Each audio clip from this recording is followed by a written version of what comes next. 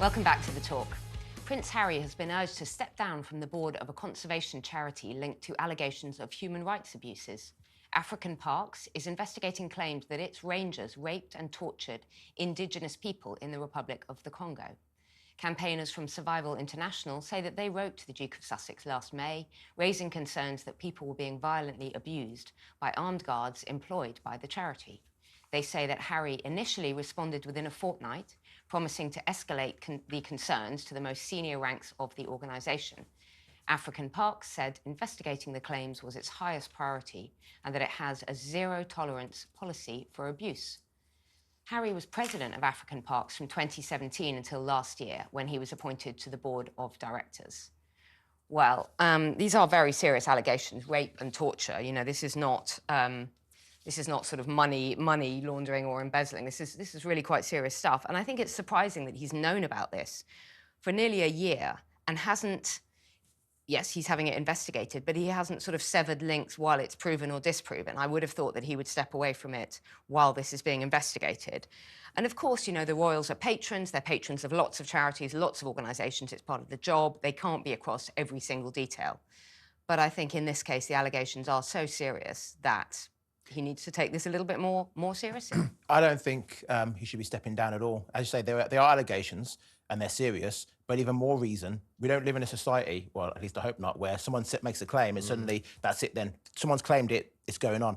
Harry, in his position, he's so influential, he should stay in that role and use his power and influence to find out exactly what is going on and then try and affect change.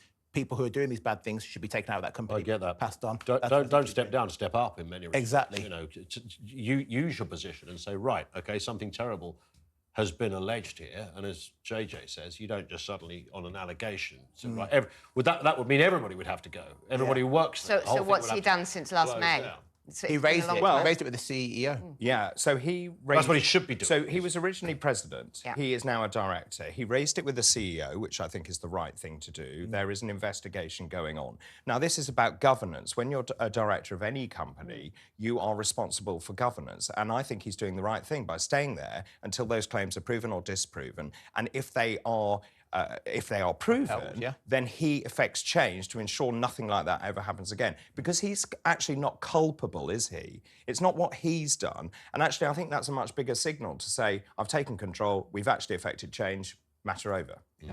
I think that's, I mean, we know that Harry is passionate about a lot of these conservation and wildlife projects, that when they were first thinking about leaving the UK, he and Meghan, that they were thinking that they might go, and certainly when they were sort of still more in the fold, they might go and live in Africa, was a suggestion at one point, or certainly, you know, Commonwealth country, and that he did.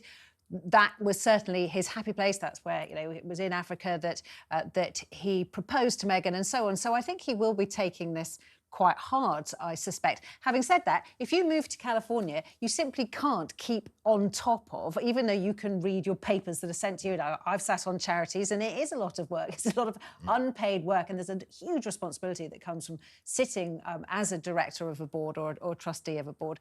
And I just wonder whether maybe he is involved in too many things, in too many projects. On the other hand, people say he hasn't got enough to keep himself occupied. True, but would it not, if he put his head above the parapet, look, he's not the only person that works there, but he's the most high-profile person that works there. If he came out, it's not his sole responsibility, but if he were to come out and say, look, these allegations have happened, we're going to investigate it, would that speed up the fact that it's his face in the picture? Would that speed up the process? Would the police and government, whoever else is involved in this, you know, suddenly think, oh, crikey, the last thing we want are global headlines.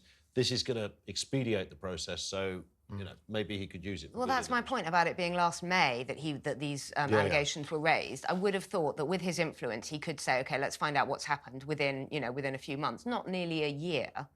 And I wonder if he has taken his eye off the ball. As you say, you know, they are linked to lots and lots of different charities. Yeah. And he gets a lot of praise. He gets a lot of praise, rightly so, for his wildlife work. But, you know, he needs to kind of, I think, take it more seriously.